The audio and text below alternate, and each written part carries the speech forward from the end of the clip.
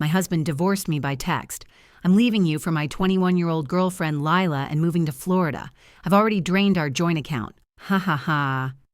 I calmly replied, good luck. By the time he found out what I'd done, it was already too late. I'll tell you everything. First, let me thank you for watching Stories of Auntie May 365. Please subscribe and tell us where you're watching from in the comments. We might give you a shout out in our next video.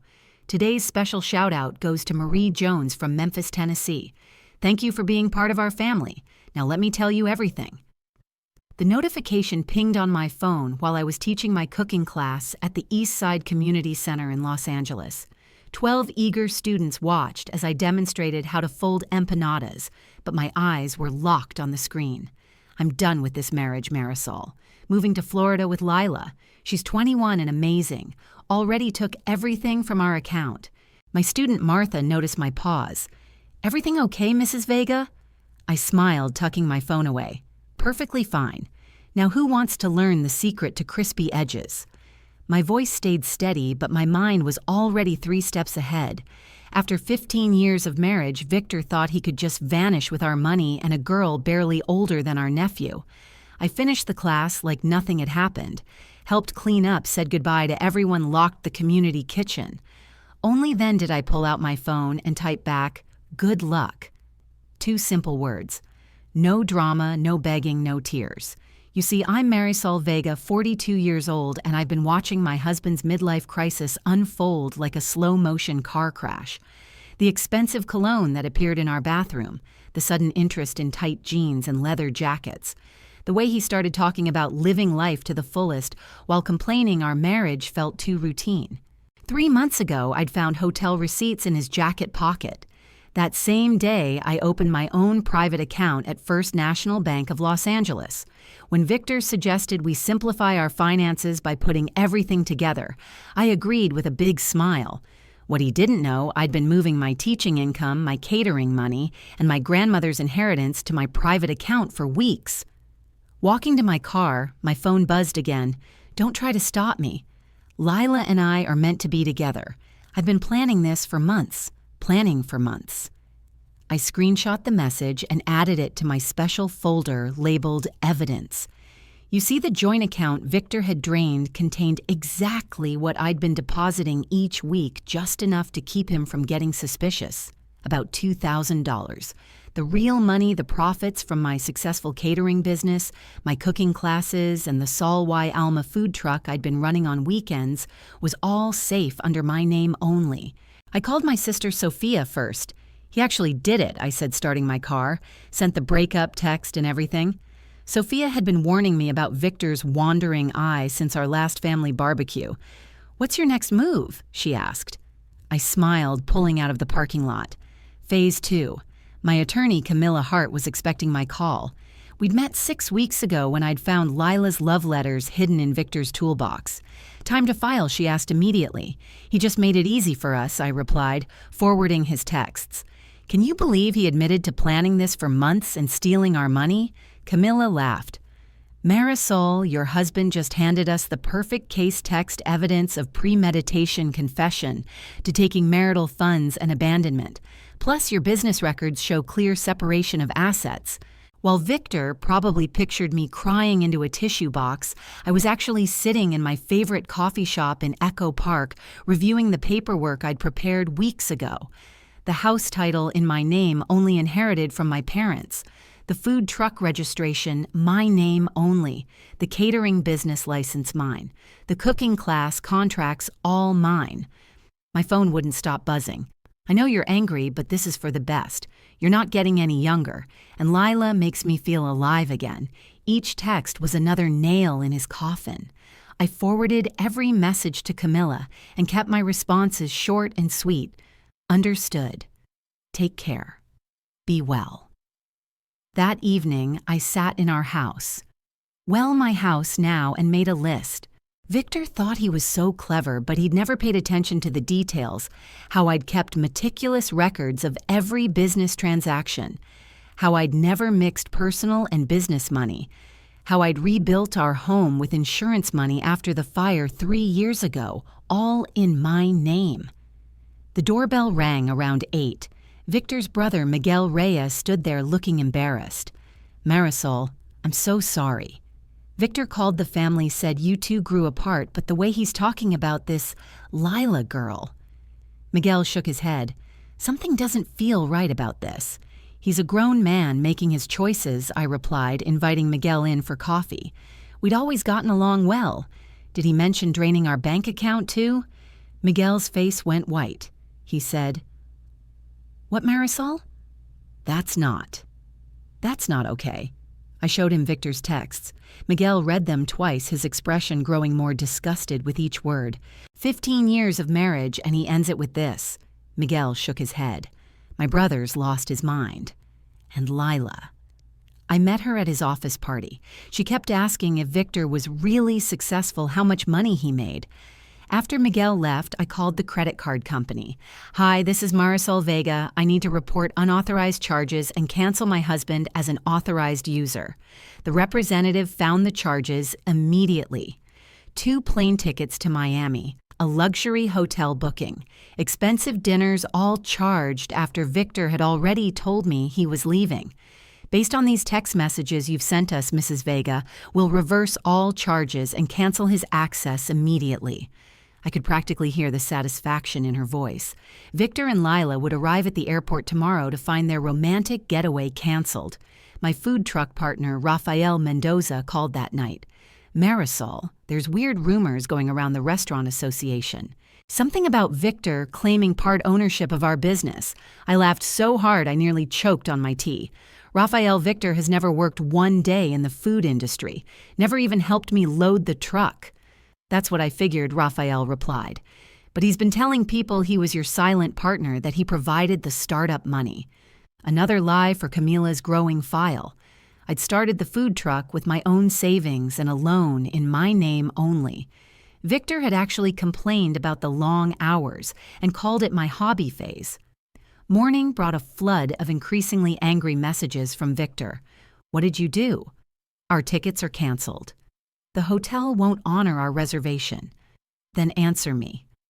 Marisol, I know you're behind this. I made myself a calm breakfast, fed my cat Whiskers, and prepared for another day of teaching. My Tuesday morning class was my favorite senior citizens learning to make traditional Mexican dishes. Mrs. Eleanor Brooks, 75 years old and fierce as a lion, noticed my mood immediately. You look different today, dear. Lighter, somehow. I smiled, adding cumin to the rice, just making some positive changes in my life. The night after Victor's message, Los Angeles felt heavier than usual.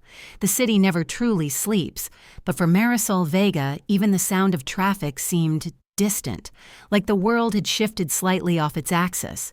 Her phone screen still glowed with the last words he had sent. I'm leaving you for Lila. She's 21 and amazing. Already drained our account. Haha. 15 years of marriage reduced to a text message followed by laughter. That haha was the knife twist that didn't draw blood but froze her veins. She stood by the kitchen window of her small house in East LA, her reflection faintly visible against the city lights. Not a tear fell, not one. Pain lived inside her chest like a storm behind glass, violent yet contained. Her silence wasn't weakness, it was calculation. She opened her laptop, scrolling through folders she'd named Recipes, Invoices, and Evidence. Each click was a heartbeat, each file a fragment of her plan. She wasn't going to scream, she was going to win. Earlier that day, she had smiled through her cooking class, taught her students how to fold empanadas, and even joked about burnt crusts. Now alone, her calm became sharper, like the edge of a knife she knew exactly how to use. Victor thought he had drained their joint account. He had no idea that the real money, her inheritance, her catering profits, her food truck revenue were safely hidden away. He had stolen a decoy. Marisol opened her private account at First National Bank. The balance made her lips curl into a quiet, restrained smile. Her grandmother's voice echoed in her head. Mija, never keep all your spices in one jar. She hadn't. And now that wisdom would save her. Her sister Sophia called again, worried. Marisol, you sure you're okay? I'm fine. Marisol replied, voice steady as stone. He just freed me earlier than expected. You're not even angry." Marisol looked at the silent phone, her reflection, her tidy kitchen. "I'm beyond angry, Sophia. I'm awake." The next morning, a brown envelope waited at her doorstep. No return address. Inside was a single page typed unsigned, Mrs. Vega. "You don't know me, but I worked with Victor. He's been borrowing against your catering company's name. Check your business license file." For a second, her breath stopped. Not from fear, but from clarity.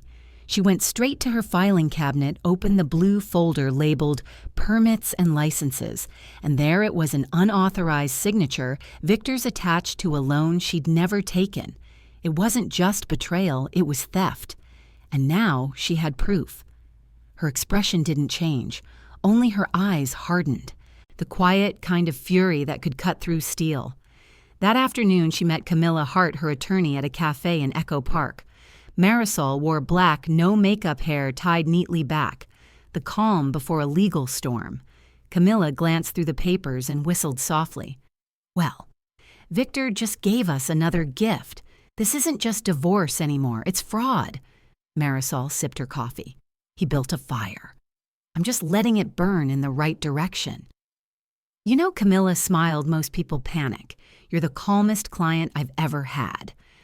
Marisol looked out the window, watching the streetlights flicker against the evening fog. When a man shows you who he is, believe him. But when he shows you twice, document it. Camilla laughed quietly. "Remind me never to cross you." That night, Marisol went to her food truck, Soli Alma, parked near a local festival. Rafael Mendoza, her business partner, was closing up.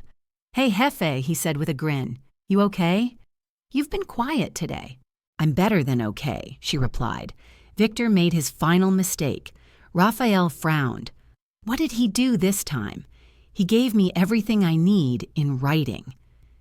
As Rafael cleaned the grill, Marisol leaned against the truck, watching the crowd. The smell of roasted peppers and garlic filled the night air. Music played from a nearby mariachi band, but in her head there was silence, the kind that comes before transformation. She thought about all the years she'd supported Victor through failed ventures, bad credit, and reckless spending. He had complained she worked too much, that her passion for food was just a hobby. Now that hobby was her empire in waiting, and his arrogance had handed her the keys. At midnight, she sat in bed with a notebook on her lap. She didn't write about love or loss. She wrote a list titled Phase 2 Restoration, notify bank and file fraud report, lock down all business assets, meet accountant, prepare legal statements for Camilla, protect brand Soli Alma at all costs. Each line was a battle won in advance. When she finished, she closed the notebook gently and whispered, "Good luck, Victor, and you'll need it." By morning, the world seemed brighter, but only because she could finally see it clearly. Her students noticed the change. "Mrs. Vega, you look different today," said Mrs. Brooks, the eldest in her Tuesday class, lighter somehow. Marisol smiled faintly as she stirred a pot of saffron rice. "Sometimes peace comes after the loudest storm," she said softly, but peace was only the surface. Underneath it, a fire burned, silent, focused, unstoppable. As she locked up the community kitchen that afternoon, her phone buzzed again. A message from Victor. "Don't think you've won, Marisol. I'll make you pay for humiliating me." She stared at the words, calm as ever, and typed only one reply. "Then I guess we'll both learn what losing really feels like." Then she archived the conversation, turned off her phone, and exhaled. The game was on, but this time she held every card. That evening, Sophia came over with groceries. Marisol poured her sister a glass of wine. "Do you ever think about revenge?" Sophia asked quietly. Marisol's eyes softened. "Revenge is noisy. I prefer results." She lifted her glass. "To silence the kind that terrifies men like Victor." They laughed, the sound warm and defiant against the hum of the city outside. Later that night, alone in her kitchen, Marisol opened the window. The Los Angeles skyline glittered in the distance, full of life temptation and lessons learned too late. Somewhere out there, Victor was celebrating his new life with a girl young enough to call him Mr. Reyes. But soon he'd discover that freedom built on lies is just another kind of prison. Marisol smiled faintly, wiped her hands on her apron, and returned to her stove. She had recipes to finish, plans to perfect, and a future to reclaim one quiet, calculated step at a time. Some women scream when they're betrayed. Others just sharpen their silence. What about you, dear listener? If betrayal came through a text message, would you break down or stay silent and press 0 if you'd cry it out? Press 1 if you'd fight back in silence. The courthouse smelled faintly of paper, old wood, and tension. Marisol Vega sat at the long oak table beside her attorney, Camila Hart, her face composed unreadable. Across from her, Victor Reyes fidgeted in a navy suit that looked a size too small, arrogance trying to fit inside accountability. Outside the courtroom, photographers waited. Inside, silence reigned, the kind that tastes like iron and consequence. Camila whispered, "Remember, no reactions. Let the evidence talk." Marisol nodded slowly. "I've been silent long enough. Today, silence will roar." When the judge entered, everyone rose. Marisol lifted her chin, calm, proud, collected. This wasn't revenge. This was truth on trial. Victor's lawyer began with the same tired performance. "My client simply wishes to start over, Your Honor." This marriage had run its course. Camila stood, interrupting smoothly. "With respect, Your Honor, my client's husband didn't start over. He stole over." A quiet murmur rippled through the room. Marisol didn't flinch. Her eyes stayed locked on Victor, cold as marble. Camila continued, voice steady but sharp. "Mr. Reyes drained their joint account, forged loan papers using Mrs. Vega's business license, and attempted to assume control of her food enterprise, Sol Y. Alma, all documented through text messages, bank records, and witness statements." The judge adjusted her glasses. "Do you have this documentation?" Camila placed a folder on the bench. Inside, printouts of Victor's own messages, signed loan papers, and screenshots of his taunting words. "Already drained our account. Ha ha ha ha ha." The sound of that text echoed like thunder in the still courtroom. Victor's attorney tried to object. These messages were taken out of context. The judge raised a hand. The context seems clear enough. He confessed in writing. Marisol's hands clasped in her lap. She didn't tremble, but her heart burned quietly, not from rage, but from vindication. Then came the twist. Victor's lawyer pulled out a document and smiled like a magician. "Your Honor, we also have a statement from a former associate of Mrs. Vega's, a Mr. Carlos Alvarez, who claims Mrs. Vega hid catering income to evade taxes. It calls her credibility into question." The room froze. Camila turned sharply. "That's a forged statement. We've never heard of this witness." Victor smirked, confident for the first time. "Guess you're not as honest as you pretend, Marisol." Marisol inhaled deeply, steady. The anger inside her wasn't explosive, it was surgical. She reached into her leather folder and pulled out her own documents. "Your Honor," she said, voice low but clear, "this Carlos Alvarez passed away 2 years ago. And here's his obituary, the death certificate, and the notarized records proving I filed taxes for every dollar I ever made." The judge blinked, surprised. Camila handed the papers forward. "Mrs. Vega anticipated false claims, Your Honor. She came prepared." Victor's face drained of color. The courtroom murmured louder this time, a living wave of disbelief and respect. It wasn't the kind of outburst people saw in Reddit revenge stories, no shouting, no chaos. It was quieter, sharper, and far more devastating. Marisol's silence cut deeper than Victor's insults ever had. Each document, each fact, each calm word, another layer of justice unfolding. The judge leaned forward. "Mr. Reyes," she said slowly, "you attempted to manipulate this court with falsified evidence after already committing financial misconduct. Do you deny any of this?" Victor's mouth opened, but no words came out. The judge's tone hardened. I've seen many cases like this, men who believe deception can outlast truth. It never does. Camila's lips curved faintly. Marisol sat perfectly still, her expression serene, her eyes unwavering. This was her moment of judgment, not revenge, but reckoning. The gavel struck once. The court rules in favor of Mrs. Vega. Mr. Reyes is ordered to repay all misused funds within 48 hours. Furthermore, the court finds him guilty of attempted fraud and forgery. Gasps echoed across the courtroom. Victor stumbled to his feet, his voice breaking. "You can't do this. She's turning everyone against me." Marisol finally spoke her first words all morning. "I didn't turn anyone, Victor. You did that yourself." It wasn't rage. It wasn't triumph. It was clarity. Outside, the sunlight hit her face as if the city itself had been waiting for this verdict. Reporters shouted questions, microphones flashed. One asked, "Mrs. Vega, is this revenge?" She paused, smiled softly, and replied, "This isn't revenge. It's responsibility. Real life isn't like Reddit revenge stories. You don't burn bridges. You rebuild better ones." That night, she returned home to a quiet house. Her sister Sophia was waiting with takeout and 2 glasses of wine. "Well," Sophia said, raising an eyebrow, "was it everything you hoped for?" Marisol sank into her chair. It wasn't about hope. It was about closure. She set the verdict papers on the table. Her name, Marisol Vega, bold, unshaken, victorious. Across town, Victor sat alone in a motel room. The same confidence that once made him reckless now looked like shame. His phone buzzed with messages from family, lawyers, creditors. He didn't answer any.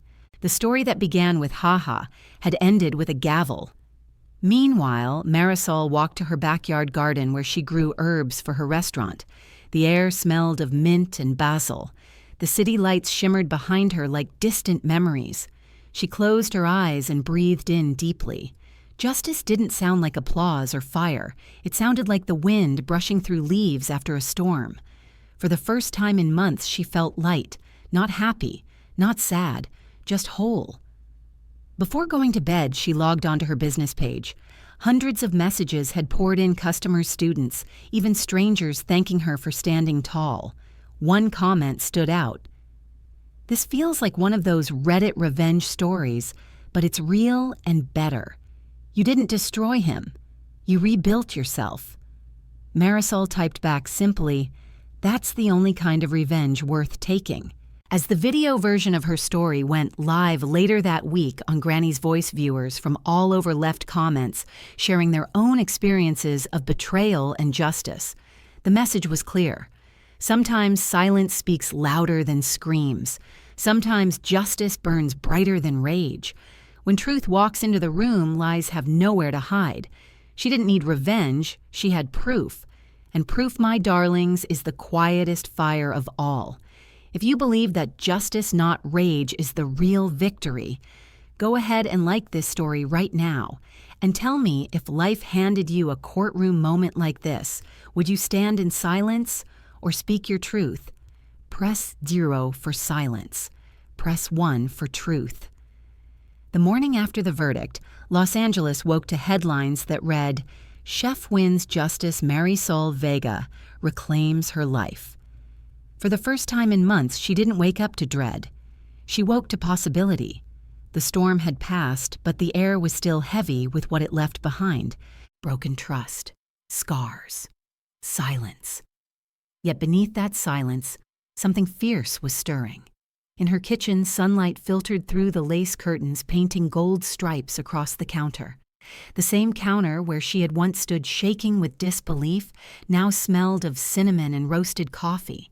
She took a deep breath, feeling her lungs fill with more than air, with purpose. The court had given her justice, but not peace. That part she had to cook herself. Her food truck, Soli Alma, had sat idle through the chaos. Now it was time to open it again.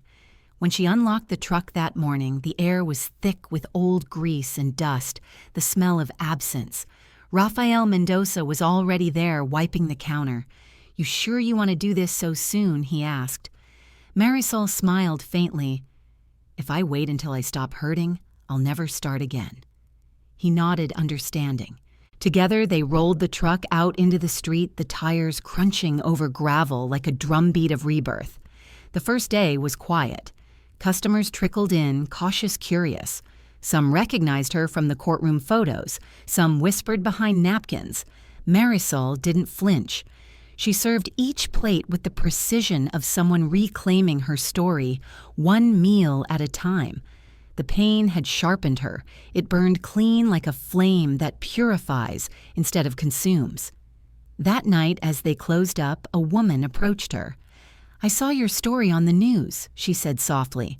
"My husband left me too. You made me believe I can start over." Marisol's throat tightened. She handed the woman a small empanada and said, "Then start here, with something warm." As the woman walked away, Marisol felt a single tear fall not from sadness, but from recognition. Pain shared had turned into connection. Days became weeks. Each morning she'd rise before dawn, grind spices, and plan her menu. Her hands, once trembling with anger, now moved with certainty. Each motion said, "I'm still here." Soli Alma began drawing crowds again, not because of pity, but because of flavor. People tasted resilience in every bite. Raphael often teased, "You realize your pain is the best seasoning we've ever had." She'd laugh. "Then let's make sure we never run out of lessons." Then one evening, she received a letter that changed everything again. It was from Channel 9 Los Angeles, a local lifestyle program. "Mrs. Vega, we'd love to feature your story in our new series, Women Who Rise. We've followed your journey, and our viewers would be inspired to see how you rebuilt from heartbreak." Marisol stared at the letter for a long time. The thought of telling her story publicly made her chest tighten. She wasn't a TV personality. She was a chef, a quiet woman who'd rebuilt her dignity in the kitchen, not under studio lights. But Sophia encouraged her. People need to see that surviving isn't loud or glamorous. Sometimes it's just a woman in an apron who didn't give up. The interview was set for the following week.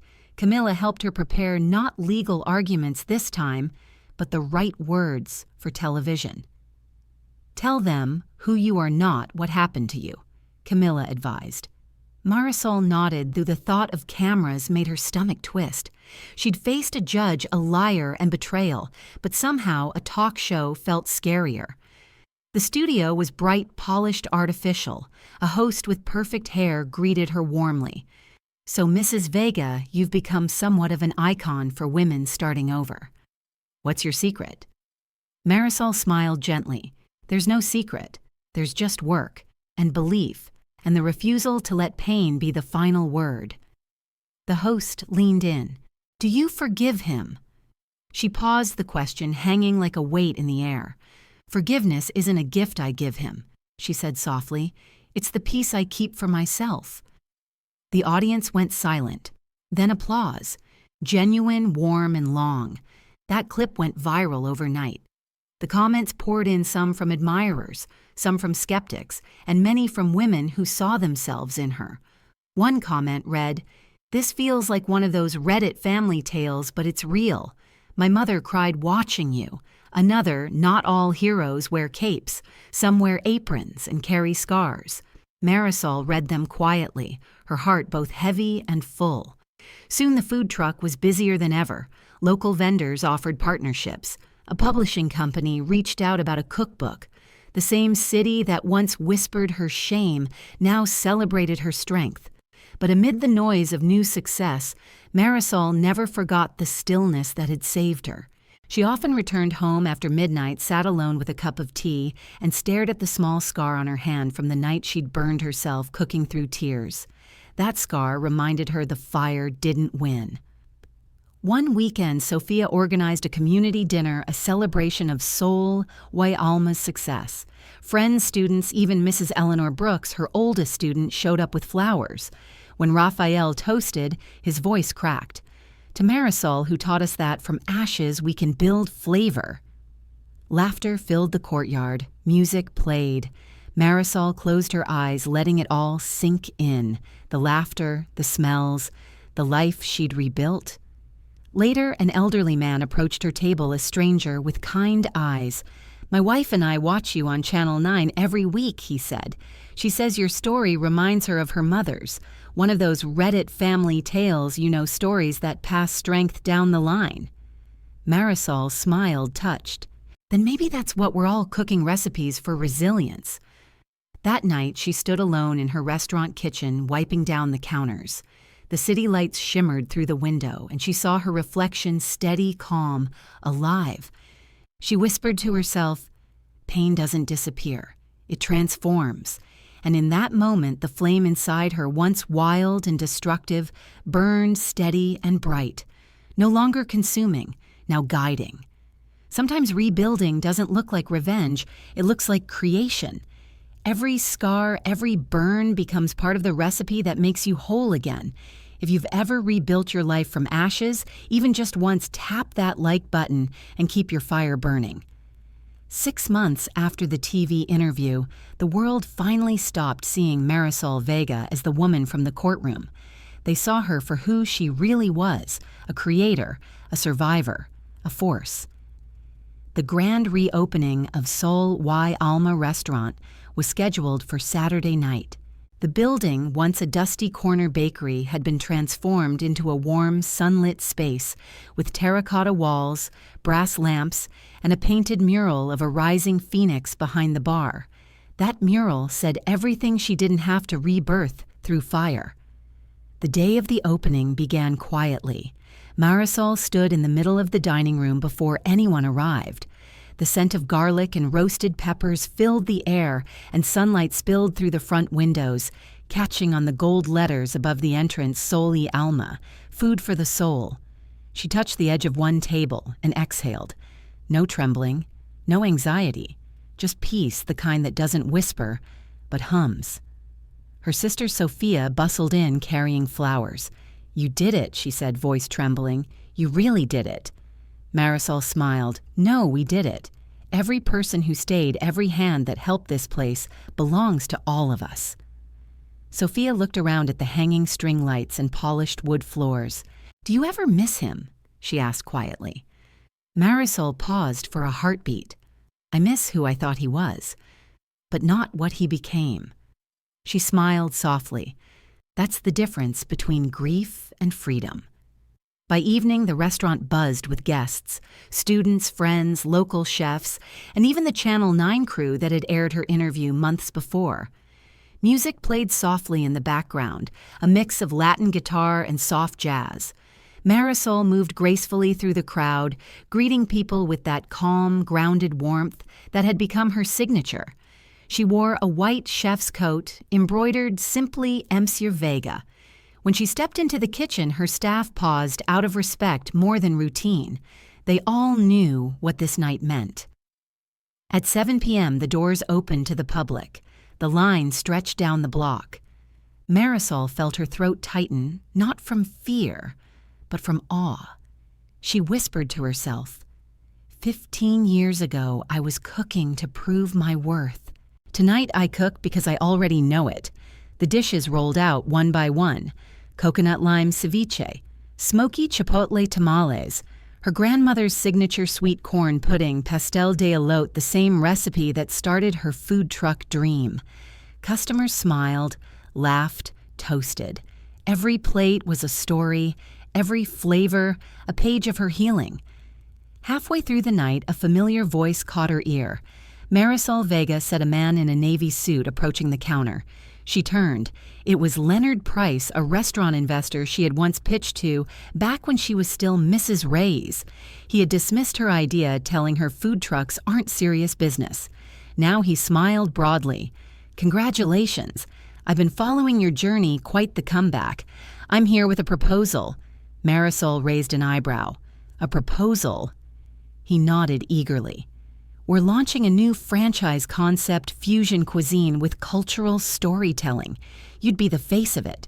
National exposure, big money. Think bigger than Sol y Alma." Her team glanced nervously at her. This was the kind of deal that could change everything or cost her everything. Marisol stayed silent for a moment, then said softly, "You said bigger than Sol y Alma. But tell me, Mr. Price, what's bigger than owning your freedom?" He blinked. "You don't want a scale I already have," she said, gesturing around. "Not in dollars and dignity." He smiled awkwardly, muttered something polite, and left. Her staff watched in quiet awe. Raphael whispered, "You just turned down a millionaire." Marisol laughed gently. "I'm not turning down money, I'm protecting peace." Later that night, as the crowd thinned and the last table cleared, she walked out onto the patio. The moonlight brushed across the mural's phoenix wings. She thought about all the nights she'd cried, all the mornings she'd rebuilt brick by brick, meal by meal. And now, here she was free. No more explaining herself, no more proving, just being. At one point, she noticed a young couple sitting at the far corner table, a woman laughing softly, holding hands with her husband. The sight no longer hurt. It felt complete. She smiled to herself. Love doesn't end. It evolves. Sophia joined her outside carrying 2 glasses of wine. To freedom she toasted. Marisol clinked her glass lightly, to knowing we never needed permission. They sat together in silence, watching the city hum beyond the patio.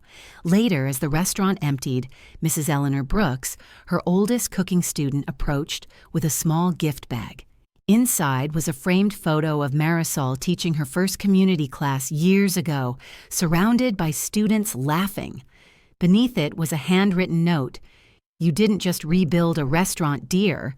You rebuilt hope." Marisol hugged her tightly. Sometimes victory doesn't sound like applause. It sounds like the heartbeat of people who believe in you. That night, after everyone left, she walked alone through the quiet restaurant. The air still carried traces of spices and music. She turned off the lights one by one, her footsteps echoing softly. When she reached the door, she looked back one last time.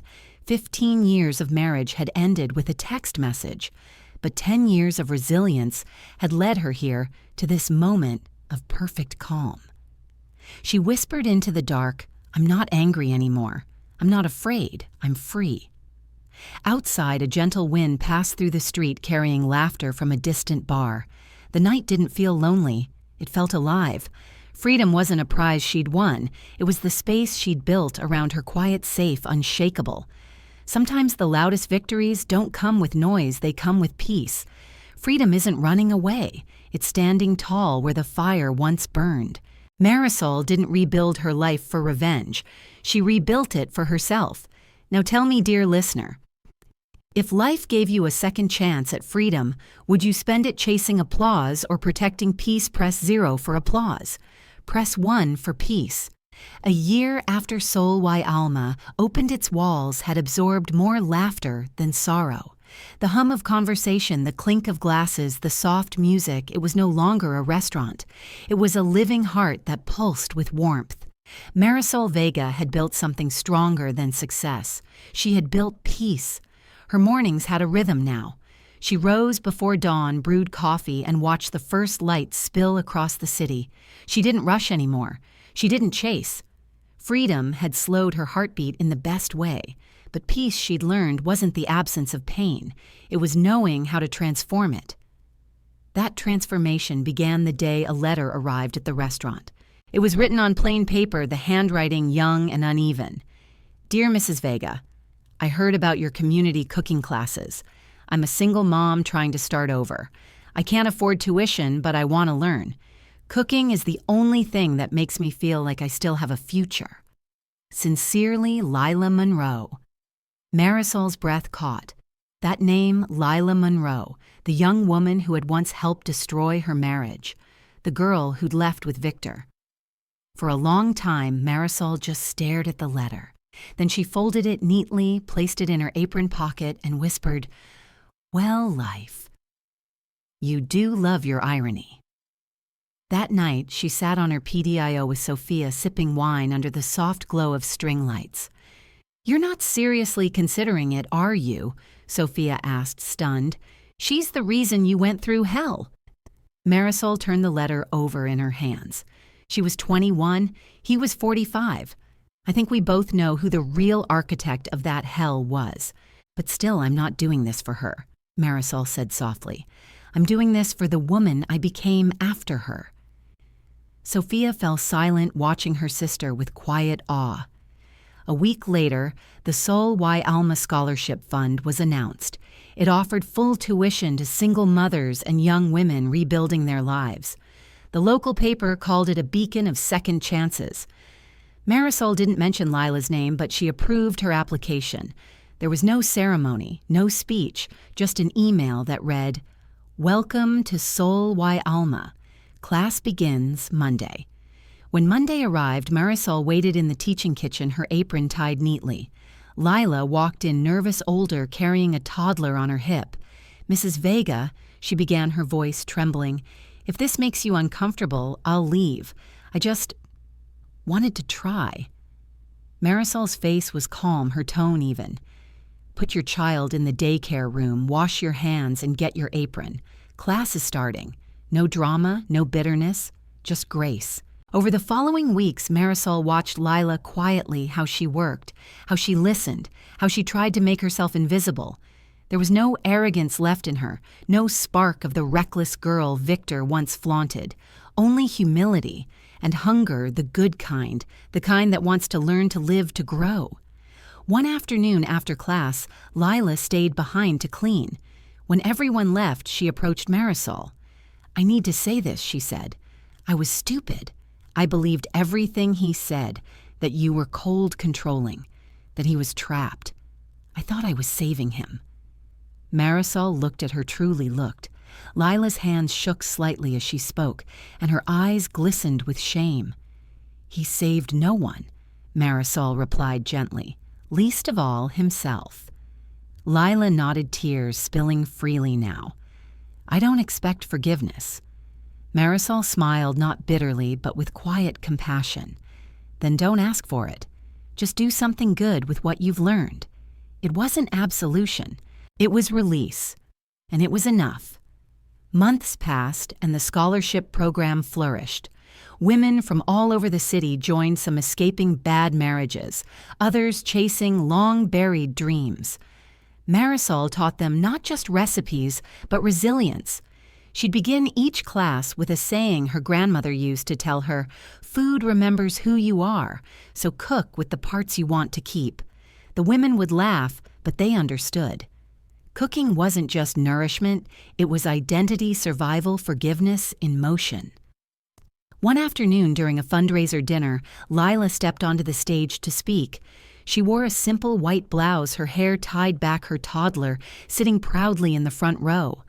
"I was one of the first Sol Y Alma scholars," she said, her voice shaking.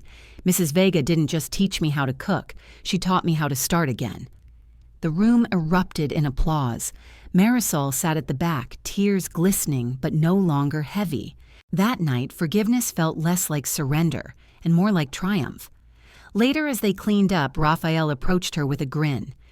"You do realize this scholarship idea turned your pain into an institution, right?" Marisol laughed softly. "Good.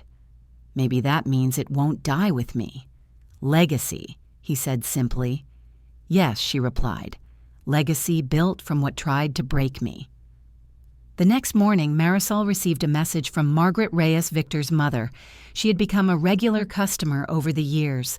"Marisol, I saw the article about your scholarship. I'm proud of you, truly. I hope my son sees it too. Maybe he'll understand what real strength looks like one day." Marisol read the message twice, then smiled faintly. "Maybe he already has," she murmured.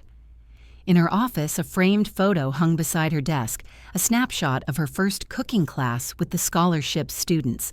Their hands were flour-dusted, their laughter wide and real. Underneath it, she'd engraved a quote of her own, "Kindness is not weakness. It's the proof you've survived without becoming like those who hurt you." That evening, as she locked the restaurant doors, she saw Lila outside waiting. The young woman handed her a small box tied with string. Inside was a set of handmade wooden spoons. "For you," Lila said softly, "because you taught me to stir life again." Marisol's throat tightened. "Thank you, Lila. Keep stirring." When she returned home that night, she lit a single candle in her kitchen, a quiet ritual for peace. The flame flickered warm and steady like the rhythm of her heart. Forgiveness, she realized, wasn't a single act. It was a daily choice to be soft in a world that had hardened her once before, and that softness was her true strength. The years rolled by quietly, not with drama but with grace. Soli Alma was thriving her scholarship program, expanding, her students flourishing. But Marisol Vega no longer measured success in profit or publicity. She measured it in calm. Every morning she walked through her restaurant before opening. The smell of freshly baked bread filled the air, sunlight slanting through the windows. The walls no longer held echoes of pain, only warmth. Sometimes she would pause in the kitchen, hand resting on a stack of well-worn recipe books. These weren't just instructions for food, they were chapters of her life, each one born from survival. Her assistant Rosa now managed the operations. "Mrs. Vega, you're too early again," she teased one morning. Marisol smiled. "Old habits. I like hearing the silence before the day begins. It reminds me how far we've come." Rosa nodded. "You built something that outlasted the noise." That afternoon, a letter arrived from the community college where Marisol had taught her first cooking class. It was an invitation to give the commencement speech for their new culinary arts graduates. She read it twice before smiling. Full circle. The ceremony was held in the same community hall where years ago she had read Victor's cruel text message. Now that memory no longer stung. It simply existed like an old scar that didn't hurt anymore. Standing on stage, Marisol looked out at rows of young faces, eager and anxious. She began softly. "When I started teaching here, I didn't know I was the one who needed saving. Back then, I thought survival was about endurance, about holding on. But I learned that real strength is knowing when to let go." The crowd was silent. Every word carried weight, the kind that only comes from having lived it. "You will burn things," she continued with a gentle smile. "Recipes, relationships, plans, all of it. But don't fear the fire. Sometimes it's the only thing that reveals what can't be destroyed." Applause rose like a wave. She bowed her head, grateful, not proud, not triumphant, just deeply, quietly grateful. After the ceremony, one of the graduates approached her, a shy young woman with tears in her eyes. "My mother was one of your scholarship students," she said. "You helped her rebuild our lives." Marisol's heart swelled. "What's her name?" "Lila Monroe." For a moment, the world seemed to pause. Then Marisol smiled, eyes soft and kind. "Tell her I said she did the hard part, I just lit the stove." That night, she drove up the coastal road, the Pacific stretching endlessly beside her. The sky glowed gold and pink, the kind of beauty you only see when you've learned to slow down long enough to notice. At a small lookout point, she parked and stepped out. The wind carried salt and memory. She thought about everything, the betrayal, the courtroom, the pain, the fire, the rebirth. And then she laughed softly, not bitterly, joyfully. The kind of laugh that says, "I made it." Her phone buzzed. A message from Margaret Reyes, Victor's mother. "He's not well, Marisol. The doctors say it's his heart again. He asked if you'd visit. No pressure, just wanted you to know." Marisol looked out at the ocean, the waves folding and unfolding endlessly. She felt nothing sharp, no anger, no longing, only understanding. That night, she sent flowers to the hospital with a handwritten card, "Wishing you peace. Victor. Marisol." Nothing more, nothing less. Weeks later, she learned he had passed away quietly in his sleep. There was no pain in the news, only completion. Life had closed the circle for her. She attended no funeral, sent no message to his family, yet somehow she felt closer to them all than ever before. Forgiveness had already done its work. Months passed. Her days were simple, teaching, cooking, mentoring, resting. Every evening she sat in her garden watching the sun melt into the horizon, her cat curled by her feet. She thought often about the women she'd met, the broken, the brave, the rebuilding ones. She realized something profound. Her story was never just hers. It was every woman's story who had ever lost herself, then found something even greater peace. One Sunday, her restaurant hosted its 10-year anniversary. Banners hung across the patio. 10 years of Saul. 10 years of Alma. Rosa and Sophia organized everything: the students, the music, the laughter. Marisol mostly watched from the side content just to be present. At the end of the night, her sister pulled her to the stage. "Say something, Marisol," the crowd cheered. She raised her glass. "I've learned that strength doesn't mean fighting forever. Sometimes it means sitting still and letting the light catch you. Life didn't give me the ending I expected, it gave me the one I needed." The crowd stood applauding. Sophia hugged her tightly, whispering, "You did it." Marisol smiled. "No, we did. Every woman who refused to stay broken did." Later that night, when the restaurant emptied and the moon rose high, Marisol stood alone in the quiet dining room. She ran her hand along the mural, the phoenix that had watched over her all these years. Once it had represented survival. Now it simply meant peace. She whispered to herself, "The fire didn't end me. It made me light." As she turned off the last light, she felt no sadness, no nostalgia, only calm. Her past wasn't an anchor anymore. It was the wind behind her sails. The woman who had once been shattered by betrayal was now unshakable. The woman who once sought justice had found grace. The woman who once fought for freedom was now living it quietly every single day. When you've walked through fire and still know how to smile, that's not luck, my loves, that's wisdom. Marisol didn't win because she got even.